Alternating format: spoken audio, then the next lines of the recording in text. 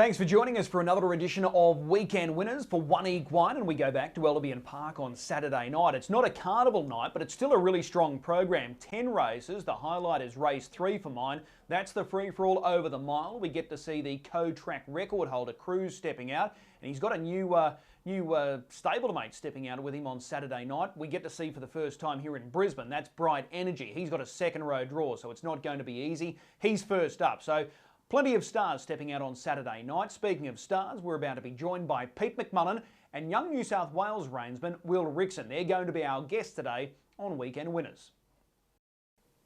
Well, the man of the moment, Pete McMullen, fresh off his Group 1 victory last week with Big Wheels. He's about to jump into the hot seat, and again, it's another busy night at the office for him on Saturday night. Pete, appreciate the time. Congratulations to not only yourself, but your wife as well, Chantel, preparing her first Group 1 winner with that victory of Big Wheels last week in the Triad.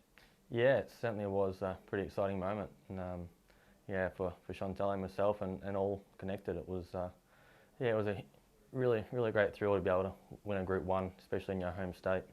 He's a serious horse in the making, this guy. He's done the big double now, the Breeders' Classic Triad double. I'm sure he's probably gone to the paddock, and I'm sure you're starting to look at the calendar already for next year, looking at all of the futurity features plus the derbies. Yeah, definitely. He's probably going to have a pretty big year next year, so we've got to give him a good rest now. But look out the window and see him gallop around the paddock and think, gee, I wonder if I can bring him back a bit early. Well, I can't blame you for that. He's a very exciting prospect, and so too is the older full brother, Black Sedan. He just looks like he's getting better each and every time he steps out. Yeah, definitely. But they're having a well-earned rest out there in the paddock together, and they're as happy as Larry. But it'll be good for them to have a good rest and get ready for next season. All right, well, let's focus on Saturday night. Race 1, Tactical Response. First time you've sat behind this guy. He was heavily fancied last week. He was a bit bumpy gated off the gate. He's been back to the trials. Gate 10's not kind, but he's still right in the mix here. Yeah, he's been racing well, and obviously the gate really hurts. But if he can get some sort of trip, I think he'll run a really good race. The fact that Commodore Jujon's drawn right alongside you, he's a fit in-form runner. He might be able to give you that piggyback into the race. Yeah, he's a horse that sort of does a bit of work in his races. So we can look for his helmet and hopefully follow him for a long way. All right, race 2, Red Terror. Am I right in saying this is the first time you've sat behind this guy on race night? Yeah, I believe so. I don't think I've driven him before, and got the call up here. So yeah, he's been racing quite well. Probably a little bit up in class this week, but his times have been pretty well here. So yeah, fingers crossed, if he gets a nice trip, he'll run a good race as well. He does have good gate speed, doesn't he? Yeah, he does. So he's probably drawn well enough that he can use that and hopefully get a nice trip, nice and forward. All right, race 3. This is the Open. This is a really good race as well. You're with May Wins Best. This guy is just absolutely flying at the moment. He's not getting any younger, but there's still life in these old legs, and he looks like he's a good chance of clearing this field. Last week against Scoob Operator, very good. Time was excellent. Yeah, he's Graham's done a wonderful job with him. He's certainly racing in probably career best form. Week in, week out, he's running monster miles, and yeah, he won't disappoint. And if he gets nice and handy, he's going to run a super race. And his times there, that it won't matter what sort of race he's in. They'll hold up in any class. Rock with Sam Lilac Flash, fame assured to your inside. Can you clear them? Well, he has got good gate speed. Whether or not they're happy to follow me and they want to punch through, I'm not really sure. But I think we've got to take a bit of a shot and try and find the front there. And if he can, and without doing too much work, I think he'll be able to run a monster mile. There's no doubt the power runners are on your outside with Cruz in gate 6, our Uncle Sam 7. Yeah, obviously they're pretty scary at them guys outside here, but yeah, this guy, although he ran down the track to him a few weeks back there, he was certainly pretty unlucky in that feature there 2 weeks ago. Okay. Race 5, again you combine here with Graham Dwyer, Sir Julian, and like May Wins Best, he's not getting any younger, but he's still going as well as ever. He's right in this race in what looks a really open race. Yeah, once again, Graham's done a super job with this horse here too. He was a cheapie to start with, and he's turned him into just a grand old horse. And the amount of wins he's racked up at Albion Park's incredible. And week in, week out, he goes around and runs a good race. And if he can get a nice sort of trip into it, he's going to run a super race. His last few starts have been really good, so fingers crossed we can trip him out well. All right, well, that's Sir Julian race 5. Mac Talk race 7. This is a mare that's going well. Needs that little bit of luck, and she'll probably need it from this draw, but a win wouldn't shock. No, not at all. Her numerical form reads a bit ordinary, but her times have been really good, and the handicappers never do any favours. She's always drawn bad week after week. Just in that race there, they keep making it so it's sort of drawn a bit ordinary, but if she can get a nice trip, she'll certainly run a good race, and we're probably going to need to run it a little upside down, which I'm not sure how it's going to work out, but yeah, she certainly tries the hardest, and her closing splits have been pretty good of late, so with a bit of luck she can really feature. Are you going forward from 6 over the mile? Well, she hasn't got a lot of gate speed, but I like going forward, so we'll definitely give it a bit of a shot, but just not sure where she'll end up. Righto, race 8. This is the Tab Aspirational Pace. Donnie Jones. This race has been cut about by scratchings. Bellator thought Ginger Mickey both out. Donnie Jones going well. Last starter runner-up. Would have preferred him with a front row draw, but he's not out of this.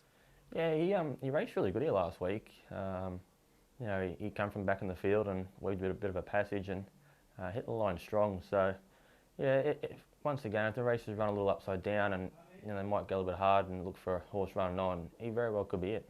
Okay, and in the trot, race 9, Greg the Great. You're back with this guy after last week. It's stand start conditions again this week. He's got a handicap of 10 metres. What can we expect? If only we knew with Greg, but his run last week was probably still okay considering we used him a little bit early, and it was a pretty good tempo, so maybe obviously with the stand he wanted to do no work early, which could benefit, and if he just gets a nice ride into it and travels well, he could feature, which sometimes he's sort of a bit hit and miss, and depends on what Greg turns up, but if the right one turns up, he's definitely good enough. Okay, well, that's Greg the Great there in the trot. Your quest for a double century, it's getting closer and closer. The countdown is well and truly on. Yeah, was sort of, I think it's 186 I think I'm up to now, so it's been a long time coming, but fingers crossed we can keep churning out a few winners over the next month and get it up. It'd be pretty exciting to be able to do that. So this will be your first double century? Yeah, previous best is 199. Well, here's hoping that you can crack it in this current season. Really appreciate the time. Again, well done to all of the team involved with that Group 1 victory last week with Big Wills. We'll see you trackside. No worries. Thanks, Chris. Will Rickson jumps in the hot seat for our little chat here now for weekend winners, and he's got 2 drives coming through on Saturday night. Mows him down in race 6, and then later in the program, week's end. Will, appreciate the time. No worries, Chris. Thank you. Mows him down looks a terrific chance lining up in race 6. This is a horse that you know well, so he should be pretty familiar on Saturday night. Yeah, I'm looking forward to getting back on him. I haven't driven him since he's been in Queensland, so yeah, really looking forward to jumping back on him on Saturday night. He's a neat little horse that seems to try his heart out. Yeah, I love him. He's just a beautiful horse to have around, and yeah, he's a good racehorse. He was a runaway winner last Saturday night under pretty trying circumstances with all that rain. He backed up on Tuesday, unplaced, but it was a really good run and the sectionals were really strong. Yeah, he went really good on Tuesday. It's just the draw and the way the race was run just hurt him. So I think he's the sort of horse that will come through the run good, and I'm sure he'll race good again on Saturday night. Okay, barrier 1 here on Saturday night. Gate speed, what can you tell us about that? Yeah, he's led a couple of times at Menangle, and he's led up here at Albion before, so yeah, we'll be coming out as hard as we can and hopefully to do that again. You've got 2 wins during your stint here in Brisbane yourself. Both of those victories have come here at Redcliffe, so you need an Albion Park win. Looks a great opportunity. Yeah, hopefully. Hopefully Saturday nights, he looks a good chance, so hope so. All right, well, that's mows him down in race 6. As I said, you're going to partner up with Week's End in the final race there on Saturday night. Race 10, gate 6. You drove this mare last week. She's going really well. She's back to her own sex here on Saturday night. What are you expecting? Yeah, well, a little disappointed with her on Saturday night, but just her conditions, and I think the lead time was really strong. She copped a lot of pressure the whole way over the distance, so this week I think she's get back in her own sex, which really helps her. And yeah, I think we'll look to see a better run from her this week. Does the distance pose any problems? It was 2,100 metres last week. It's 2,100 again on Saturday night. Is there any sort of preference? Do you want her at the mile, or it doesn't really matter? It's probably shown that her best races have been at the mile, but I think we might look to sort of drive her a little different on Saturday night. We'll just see, how it plans out. But I think with the right run, I don't think it will worry her too much. But her best runs have been over the mile, but I'm sure she'll run a good race over the trip this week. Okay, have you enjoyed your time here in Brisbane? Yeah, definitely. It's been a change, and it's been a good experience for sure. Well, we've enjoyed seeing you compete here in Brisbane. Hopefully 2 good drives there on Saturday night. You can land a double, if not 1 win. That'll be great. But appreciate your time here now, and we'll see you trackside. Thanks for having me, Chris. I'm going in the free-for-all race with our best bet this weekend. I'm going to mark Cruz as the best bet. This guy's been awesome so far, taking out the Wandai's mate, then backing it up with that Mr. Feel-Good victory. He skipped last week's Lucky Creed over the longer trip, so he was able to miss all of the hustle and bustle last week. At the mile, front row draw, I think he's going to take a power of beating. So race 3, number 6, Cruz.